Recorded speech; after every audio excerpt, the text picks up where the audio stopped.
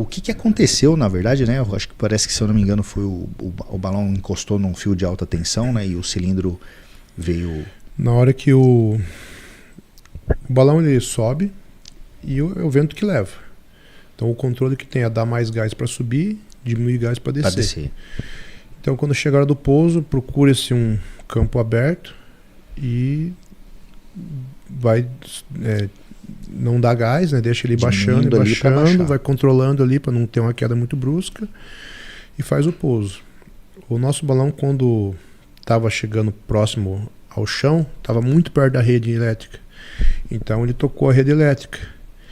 E tipo assim, esse tocou é uma porrada, né?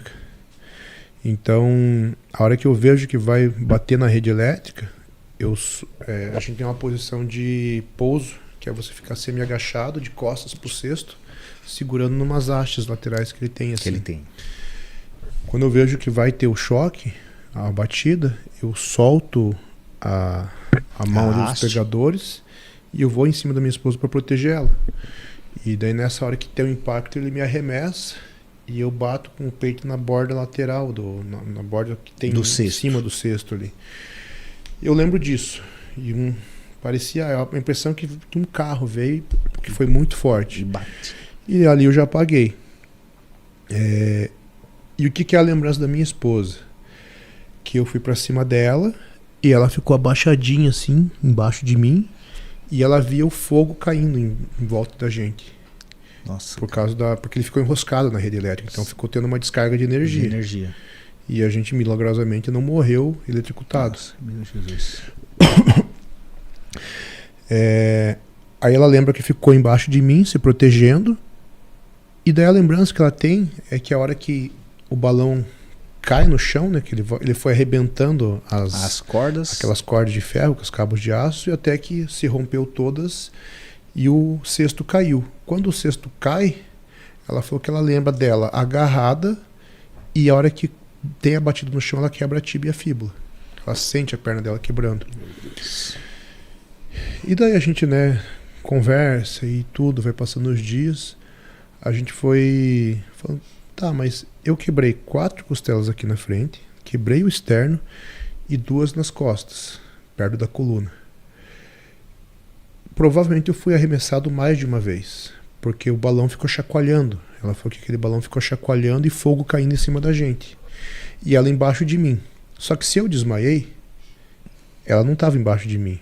Então assim, depois a gente conversando, e se eu fui arremessado dentro desse balão, que é um negocinho quadrado, pequenininho, era para eu ter matado ela, eu sendo jogado, um cara de 130 quilos sendo arremessado para lá e para cá. E a gente acredita que o que protegeu ela ali foi um anjo. Antes de ter a batida, ela ouve, pula. A hora que ele estava bem perto do chão, ela fala que naquele momento daria para ela ter pulado. E daí ela ouve mais uma vez, pula. E daí ele dá o choque, ele bate na rede elétrica. Então, depois a gente ver os vídeos e lembrar daqueles milésimos de segundos que ficam marcados, a gente acredita que aquele momento ali a gente não morreu eletrocutado porque um anjo protegeu a gente e principalmente ela, porque senão eu sendo arremessado eu teria matado ela. Nossa, cara. E eu tomei o primeiro impacto na hora que eu tentei proteger ela, então essa primeira batida foi em mim. Se fosse nela, provavelmente ela sendo mais baixa, ela sendo menor, ela teria batido o rosto ali e teria morrido. E daí eu só me lembro quando a gente já está no chão e eu vejo o cilindro pegando fogo. E daí é aquele desespero, porque vê um cilindro pegando fogo, ele vai explodir. E daí a gente tenta sair do cesto, mas não consegue, porque a gente está tudo quebrado. E daí vem um pessoal que acompanha o balão, que vem alguns carros, um caminhão e um carro acompanhando o balão para pegar o cesto, o balão e o carro para levar a gente, né? Então, a hora que tem um acidente, eles conseguem ir até uma altura, depois é meio de mato, o pessoal vai correndo, e a hora que eles estão chegando ali, que eles vêm pegando fogo, todo mundo para. A hora que eu vejo que todo mundo parando, eu falo, esse negócio vai explodir e a gente vai morrer. E daí vem um dos rapazes, ele continua, ele tira o cilindro e joga pro meio do mato, daí fica um mato pegando fogo, o pessoal vem, apaga, e daí a gente respira. E daí quando a gente respira, ela vê a perna dela tá pendurada, um cilindro em cima dela. Aí eu pego com a perna que não quebrou, empurro esse cilindro e tiro dela. tá o motorista em cima de mim, e daí eu tentando me mexer, daí eu vejo que o meu fêmur tá quebrado, ele tá virado assim, tanto que eu achei que eu quebrei o fêmur e o pé, porque a perna tava toda virada, mas na verdade era só o fêmur, e daí o pé tava só virado mesmo, não quebrou. E daí eu sentia muita dor no peito e o fêmur, né? E daí eu vejo que tem um pessoal ali atrás, eu falo, irmão, me ajuda a deitar, porque eu tô sentado e eu tava em cima da fratura, sabe? Me ajuda a deitar pra eu sair de cima do fêmur quebrado. Aí a hora que ele me deita e eu respiro, vem o sangue no pulmão. Nossa. Aí eu levanto, ele começa a cuspir aqueles blocos de sangue, assim. E daí minha esposa entra em desespero, o que foi? Foi mal, eu perfurei o pulmão. E daí ela começa a berrar, né? Aí eu tenho desespero. E eu falo, amor, calma. A gente tem que ficar calmo, a gente não pode desmaiar aqui. Respira. E daí ela olha a perna dela dentro em desespero e fala, amor, calma. Eu preciso me manter calmo e eu preciso baixar a frequência cardíaca, porque se eu acelerar eu vou desmaiar. E daí o meu medo era chegar no hospital com o pulmão perfurado e não verem que eu perfurei o pulmão. Verem só o fêmur. Porque ele não tinha sinais, nada, não tinha nada sangrando, interno, nada. Né? Aí eu falo, eu vou fazer um vídeo e vou mandar pra alguém pra pedir ajuda e falar o que aconteceu. Que daí é aquele vídeo que eu faço. Sim. E eu mandei ele pro Renato. E daí, dentro de 1 hora mais ou menos, chegou a primeira ambulância. A gente tava no mato mesmo, assim, chega uma ambulância que leva eu queria que eles levassem ela primeiro, mas falaram, não, pulmão perfurado, você tem que ir primeiro. Aí eles tiram a gente do cesto, aí eles fazem uma tala improvisada para ajustar a perna, né? Então né? Aquilo aí dói muito para ajustar. Né? A hora que eu já tô na ambulância, eu escuto eles ajustando a perna dela, ela berrando, e daí levaram eu para um hospital e ela para outro. E daí, nisso, o vídeo chega pro Renato, ele chama o músico, o Dr. José, Mari. A hora que eu cheguei no hospital já estava todo mundo sabendo. E daí, o primeiro que eu consigo falar é o Dr. José, né, que é o chefe, o cirurgião-chefe da equipe do Muzi. Ele me liga e fala, ó, o que a gente consegue fazer? Eu e o Muzi não vai cobrar a nossa parte. A entrada no hospital aqui, os 2 primeiros dias de internação é R$100 mil. Isso eu não tenho como liberar, é o hospital. E você vai precisar de uma UTI aérea. Vou te passar algumas ali, você tem que pedir para alguém cotar para você. Aí ele me manda, e daí eu ligo para minha secretária e falo, oi Lô, tudo bom? Primeiro ela não atende, né? Daí eu liguei umas 2 vezes, ela não atendeu, daí ela retornou. Ela fala assim que quando eu retornei para ela, quando ela viu que eu tinha ligado, ela foi e deu alguma coisa, que o Pacho nunca me liga assim. Ô Pacho, tá tudo bem? Não, tá tudo bem. É o seguinte, Lô, eu sofri um acidente aqui e eu preciso que você faça um favor pra mim. Como assim? Daí ela entra em desespero. Como assim sofreu um acidente? Não. Sofri um acidente, mas fica tranquilo, tá tudo certo. Eu só preciso que me faça um negócio. E Pacho, como que você tá? Eu falei, não, a Ju quebrou a tíbia, eu quebrei o fêmur, mas tá tudo certo. Aí ela, desesperada, falou, calma. Ó, eu vou te passar um contato e eu preciso que você cote pra mim a UTI aérea. Ela, tipo assim, pô, precisou de UTI aérea? Ferrou. Desespero. Aí ela, meu Deus, UTI aérea. Eu falei, calma, Elô, calma. Liga nesses números e veja quanto que é um e quanto que é outro. E daí eu falei, e outra coisa, cancela o curso do Paraguai. Eu tinha um curso do Paraguai. Aí ela assim, você tá ficando louco? Que curso no Paraguai? O que você tá falando de curso agora? Eu falei, não, eu acho que aquele que a gente vai ter em Fortaleza eu vou tá bom, mas o do Paraguai não vai dar tempo. Daí ela fala, Pacho, você tá brincando? Você tá me falando sério? Aí aquele desespero, eu falei, não, Elô, cota pra mim a ambulância, a UTI. E ela passou uns minutos, ela já me liga, ó, a mais barata é R$81 mil. Aí eu falo, ferrou, não vai ter como. Aí, nisso, passou uns minutos, liga a Mari, né, a dona da Max. Ela, Pacho, como que tá aí?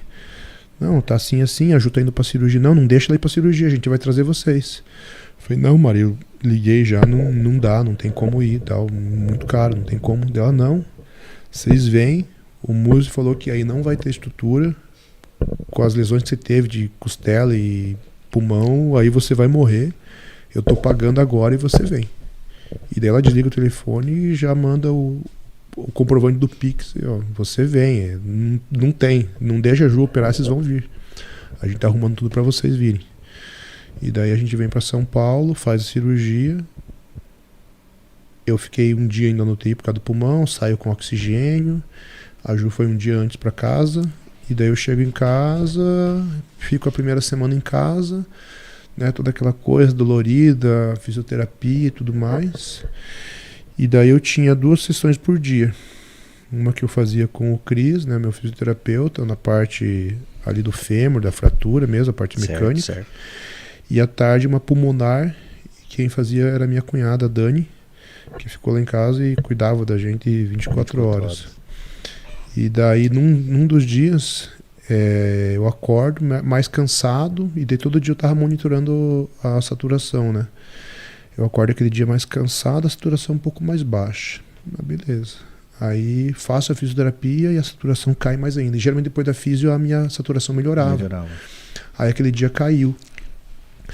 Eu falei, vou mandar mensagem pro cirurgião torácico. E o Dr. José tinha colocado o Dr. Osvaldo, que é tipo assim, o cara na parte de cirurgia torácica e transplante pulmonar. O cara trabalha com transplante pulmonar. Pra você ter ideia, ele foi o segundo cara no mundo que fez um transplante pulmonar de um pós-Covid com sucesso. Nossa. Tipo, ele me conta que é literalmente pegar um pulmão já cinza, achar um compatível e conseguir trocar e o cara sair vivo, cara. Esse cara é bom mesmo. Ele trabalha no Einstein. E daí eu tinha o pessoal dele, ele tinha me dado o pessoal dele, eu mandei uma mensagem, doutor, minha saturação acordou assim, caiu, foi pra tanto, daí eu fiz físio, piorou, tô me sentindo mais cansado. Ele falou que a hora que ele viu minha mensagem, ele já se ligou o que estava acontecendo. Aí ele pegou e me ligou. Quando ele me ligou, eu falei, cara, esse cara deve estar em algum lugar ali buscando um pulmão, porque assim, pra ele ligar, alguém morreu, alguém doador morreu lá no Rio Grande do Sul, o helicóptero pega ele onde ele estiver, leva, para ele retirar o pulmão, trazer e colocar. Então, do cara é desse jeito. Eu falei, cara, pra ele estar me ligando assim, a coisa é séria. Aí ele me ligou e falou, seguinte, pedi já um exame de urgência para você tem que vir aqui pro Moriá, vai fazer o exame e não sai do hospital até sair esse exame. Vai ser um exame de urgência, eles vão tirar na hora. Ali na Indianópolis. Aí eu falei, tá bom. Aí eu fui pro hospital, só que nesse tempo, cara, desde eu acordar e já tá mais baixo, até sair o exame, foram 6 horas. Até chegar no hospital, tudo era um dia com muita chuva em São Paulo. Depois ele me falou que um paciente com o grau de embolia que eu tive morre em 1 hora. Eu levei 6 horas pra estar lá e eu cheguei com andador. Tanto que a hora que saiu o resultado, os caras falaram, mas esse cara não veio de andador? Como que ele tá andando? Tipo, não era nem pra estar vivo. Meu Deus. Aí, resumindo, sai o resultado, e eu tô com um trombo dos 2 lados do pulmão, provavelmente um trombo que saiu do fêmur e subiu, e pegou os 2 lados do pulmão e tinha trombo de 5 centímetros. Nossa. E daí, cara, eu já fico lá, já vou pra UTI e começa já os anticoagulantes para desfazer os trombos. A primeira noite é terrível, eu achava que naquela noite eu ia morrer. Assim, foi uma noite bem marcante na minha vida. Tanto que eu chamei a minha esposa por vídeo, meus pais por vídeo. Eles não sabiam, mas tipo assim, eu fiz uma ligação, mas no meu entendimento poderia ser a última vez. Nossa. E daí passa aquela noite ali bem tensa, que eu tinha medo de dormir e não acordar. E daí no dia seguinte começa a desfazer e eu começo a me recuperar. Mas aquela noite lá assim foi muito marcante pra mim. E com certeza foi uma noite que me moldou, me marcou. E foi com certeza o meu maior encontro com Deus. Nossa, que situação, né, cara? Que coisa assim. Pensar em tudo isso, né? Só quem vivencia, a gente que está de fora, que viu a situação, a gente não tem noção do tamanho, da proporção que foi esse acidente, né, Pacho? E com tudo isso, cara, qual que foi assim a maior lição que você tirou disso, tanto para sua vida quanto para sua carreira? Uma boa administração do tempo. Você administrar bem o seu tempo e você realmente fazer valer as coisas que são importantes. Quando eu saí de casa naquele dia, às pressas, para ir para o hospital, para fazer um exame de urgência. Os meus filhos estavam almoçando, assim, eu passei pela porta, eles estavam lá no final, assim, perto da cozinha, almoçando. O Pedro tinha 3 anos e a Lavínia tinha 1 ano e 3 meses.